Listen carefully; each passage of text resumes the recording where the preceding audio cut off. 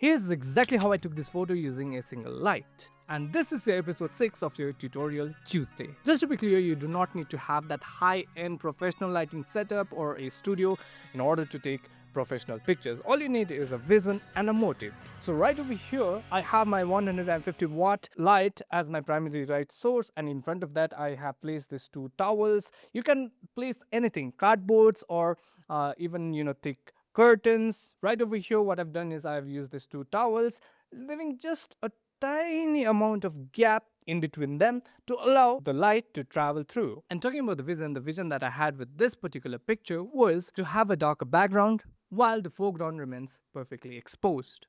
So the main motive why I wanted to take this photo in that particular style was to be able to add in certain elements later in the post. And finally, we had a subject, a glass with a coffee in it. How did I set this up? I just, happened to have this white box here in my studio, and I just placed it at the center of the table. And what I did was, I just kept my coffee glass at the edge of it, or to get that, distinct style.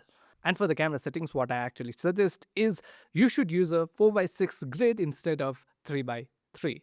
I actually wanted to go with the spot metering, but I choose to go with a center weighted average metering mode. And last but not the least, the autofocus is set to single autofocus so that I can have focus on single portion of the image. You are free to use that light however you want to. Be creative, always experiment, and I will see you next week.